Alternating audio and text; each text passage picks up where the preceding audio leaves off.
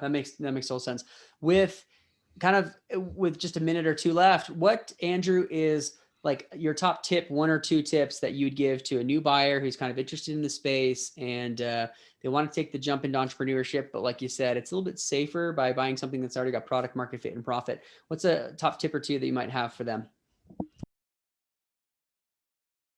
I mean, the first one that comes to mind is start small. Like, again, going back to Chim Charge, the simple invoicing product, I bought that just because I liked it. It had, I think like 2 or 3 thousand in annual recurring revenue at the time. It's grown to like 65. But just buying something and understanding, what is an LOI, what's an asset purchase agreement, the transfer of the assets.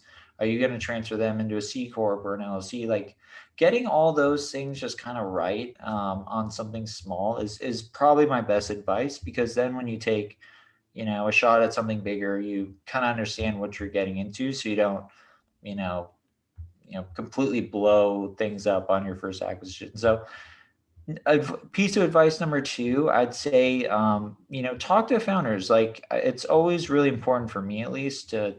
There's a quote by Warren Buffett that you can't do a good deal with a bad person. So, talk to a founder, understand, like, why are they selling? What does the ideal outcome for an acquisition look like? See if, like, this is someone you'd want to do business with, because if you buy their company, you are. So that's my two tips. Start with something small, and when you find something you like, get to know the founder and see if there's a fit. I love it. Thanks, Andrew. I don't think someone needs to walk out at the gate and go buy a $5 million company. There's definitely, No. you screw up on the, $20,000 company, right? And then, as you get to that next level, there's an entrepreneur I know who he sold his first company for, 10 or 20 grand. The next company sold for like 100 grand, and then he started having like a mid 6-figure exit, and 10 years down the road, he had a multiple $1 million exit. Right. And it's all about like compounding on itself. And so you don't necessarily need to go for the grand slam at first, but, get a base hit here, a base hit there.